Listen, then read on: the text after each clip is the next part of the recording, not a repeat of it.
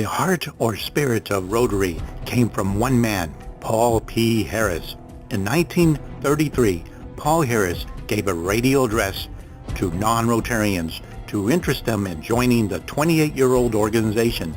The historic radio broadcast was not captured on film. It was broadcast around the world on radio. This video is a compilation of audio, still pictures, and the use of animation to bring this speech to visual life as a tribute to Paul Harris' legacy. Friends of the air, it is a real privilege to address you. We are gathered together in Boston from almost every civilized country of the world. We come from the British Isles, China, Japan, European and South American countries, Australia, New Zealand, and many others. More than 40 nations are represented, and some of the delegates will have circled the globe on their return to their native country. It is a most inspiring occasion. In the presence of this gathering, my mind very naturally reverts to the first meeting, which was held in Chicago 28 years ago. 4 of us were in attendance. Mighty oaks from little acorns grow. Perhaps there are 2 features of Rotary which more than any other challenge the attention of those who are not Rotarians.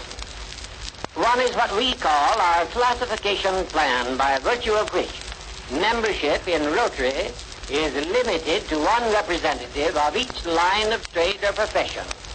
The other is the provision that neither racial, political, nor religious standards shall constitute barriers to membership.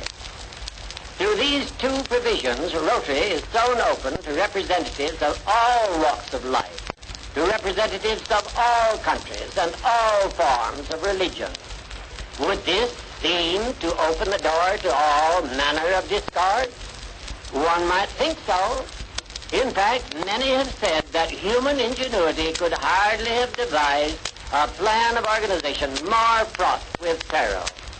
Herein lies the genius and the glory of Rotary. The formula of procedure is indeed simple. While Rotarians differ in many respects, in 2 respects, they are in perfect accord. First, they believe that all nations are respectable and desire to be honorable in their dealings with other nations. That it is the privilege of all men to worship God according to the dictates of their own consciences. In other words, Rotary stands for tolerance.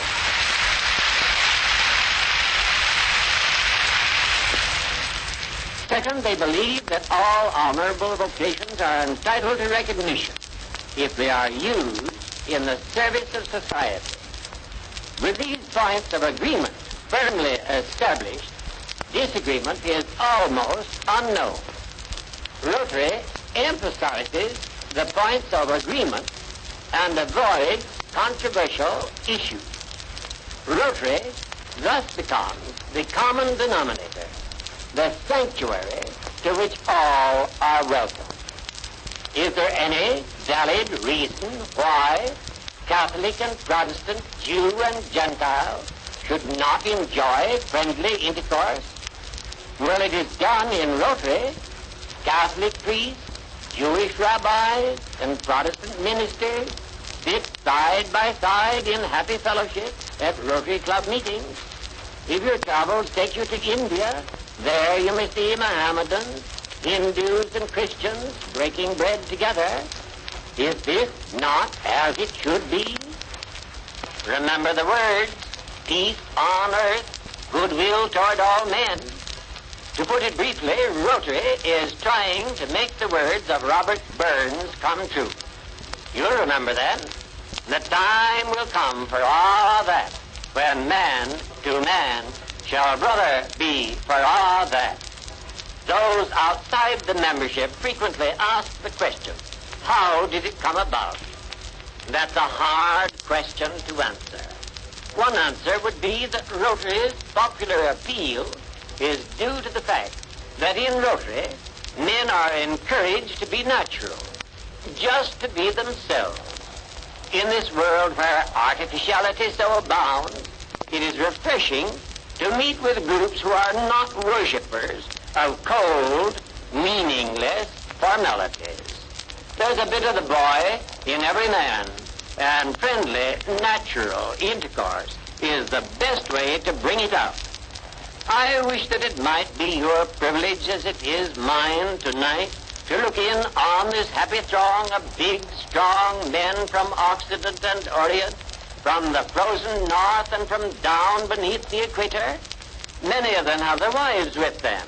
The faces of all are radiant with smiles as they clasp each other's hands.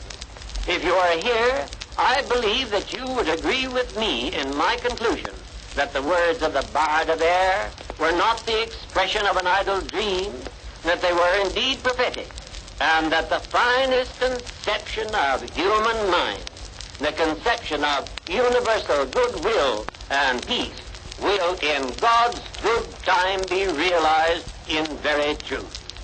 Rotary, in the final analysis, is a way of life, a good, natural, wholesome, friendly way of life. The world is full of potential Rotarians who are not Rotarians in fact. Many of them are listening to me now. If you have the love of your fellow men in your heart, my friends, you are potential Rotarians.